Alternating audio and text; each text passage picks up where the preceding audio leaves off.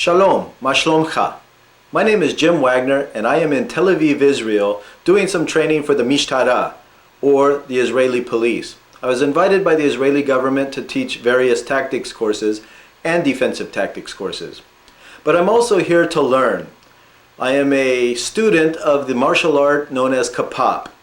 Kapap is an acronym for Krav Lepanim, or in other words, face-to-face combat. This is the system that was originally developed by the Israeli Defense Forces, and specifically for special forces.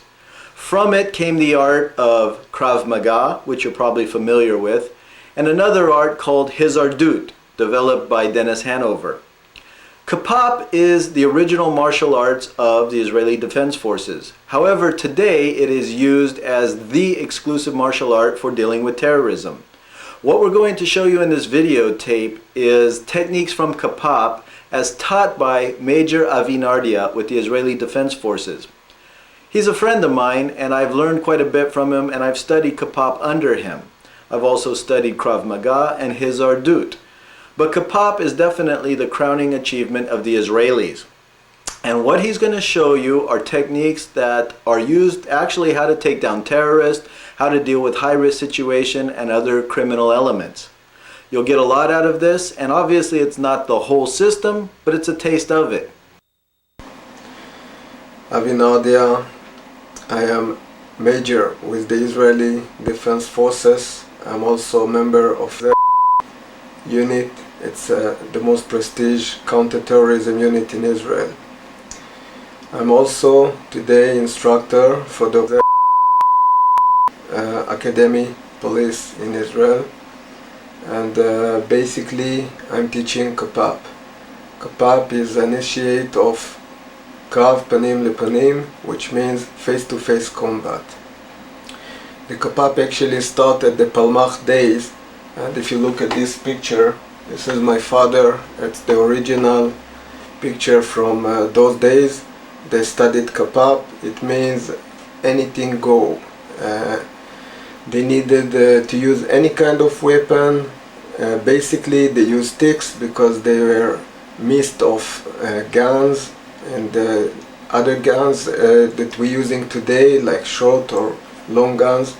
And the Kapap is a big concept that you're using cold weapon, guns, pepper spray, anything that is using by special forces, police units and military. This system basically never taught, as I know, outside Israel. In Israel the Kapap changed the name by the time to Lohama Zeira, and today we call it Lotar, counter-terrorism. And at the I alive a little bit the system, I renew it. I have 7 years experience of staying in Japan and studying traditional martial arts. I'm holding 5th dan in 7 Japanese martial arts, very traditional, as Kendo, Iaido, Jodo, as I see as one concept of swordsmanship, Kenjutsu, and I have also for Jiu-Jitsu and Karate, and also Kyudo, Japanese archery. This is why when we say that we're teaching combat and swordsmanship, we're using the traditional way in a modern way of thinking, because today you will not have a sword, maybe you will have a gun. And our goal is to teach you to be aware for the dangerous of being attacked and to prevent it. And this is why it's face-to-face, because face-to-face is the distance that you still can think or see the enemy from far away and plan not to move in these streets because it's danger for you, and take another street. And we also teach how to attack. Most of martial arts basically talk about defense. In our mind, attack is the best defense, and sometimes it's better to attack first and to get the surprise by this, and not to be surprised and then after I'm getting punched or heated I have to start to defend myself.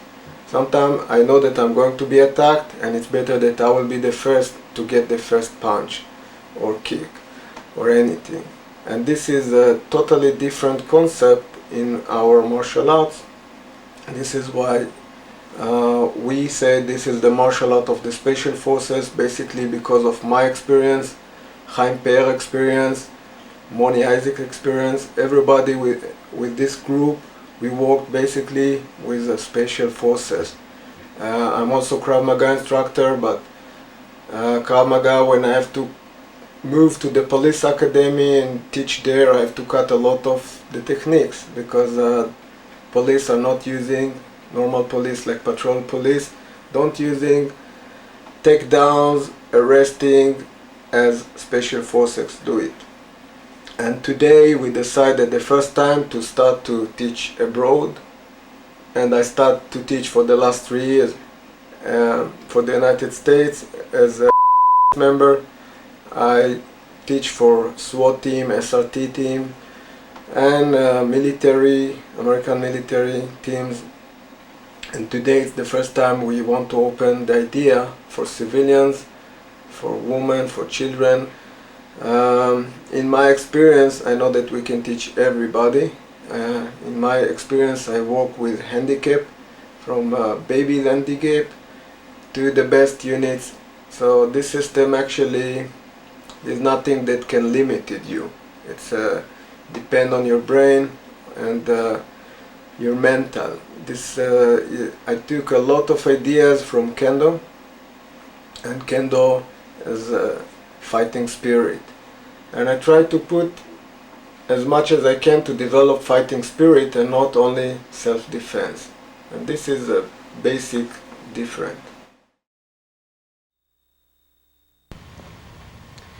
Today I will use my friend, which must work with a mask because it's still undercover, so you can see only my face.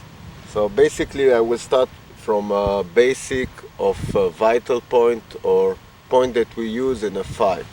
So if I put my finger in here and I ask him to move, he can't move. So this point is very important for us because it will count. Like if he's choking me, I will use the same technique to get him out from his choke. This is the first point. The second will be in here.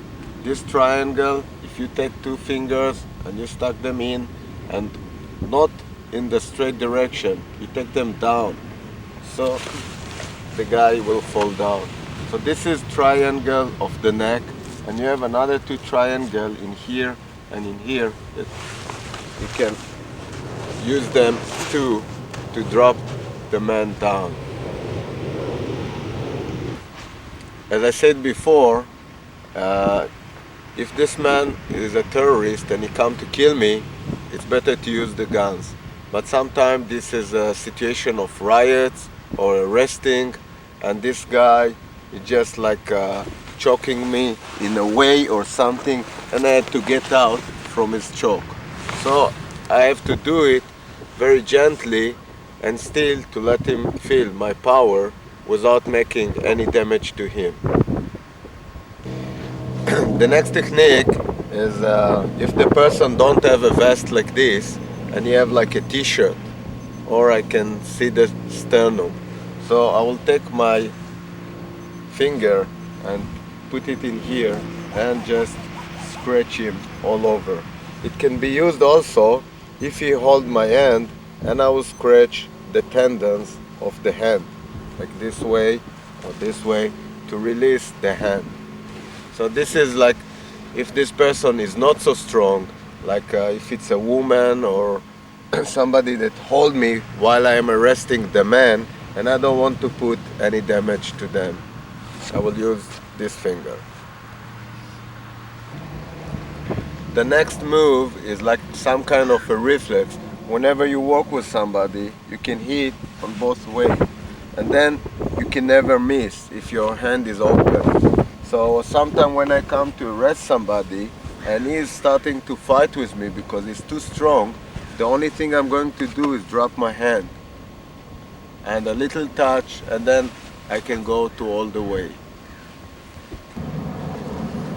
Many times when we have a situation that somebody is holding you, so of course I can use first one on this point, or I can use this point to drop him over me. But when I see this finger, I can just hold it like this and release by this way.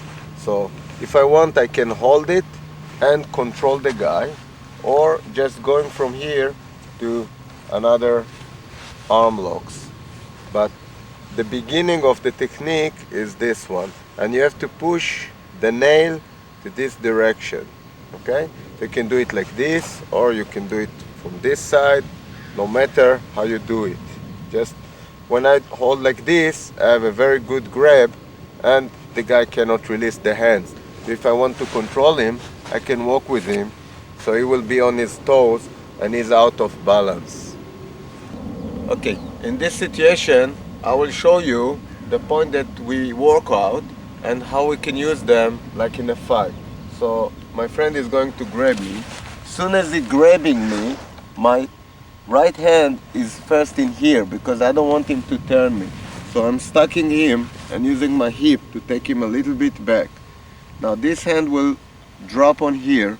I can catch and ask him if it is, okay? And then the second will come to here and drop him down.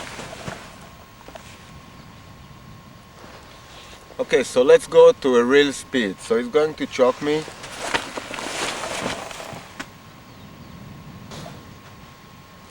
Okay, the next using of this point is like I have somebody to attack someone in the front and I don't want to get inside in between of them to stop the fight. And I'm coming from behind. So my first move is to grab the nose. So I will hold this biceps like this one at the left side. And I will go to the nose, turn the head and hold it. So I can control him like this or just to take him down. It can also used in a sentry removal, like if somebody is here and I'm coming again for here. So in this situation I can use knife or I can go for choke. The next is when I'm in a close combat with the guy and like he's grabbing me or something and I'm in this situation and the only thing I have to sneak in is 2 fingers and let him fall and grab my gun or grab my gun.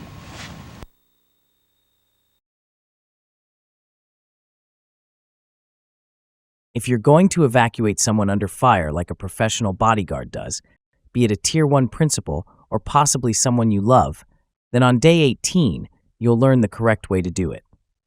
In Jim Wagner's book, Warrior Wisdom in 1 month, you'll learn a different tactical skill each day of the month, and it will take only minutes to read.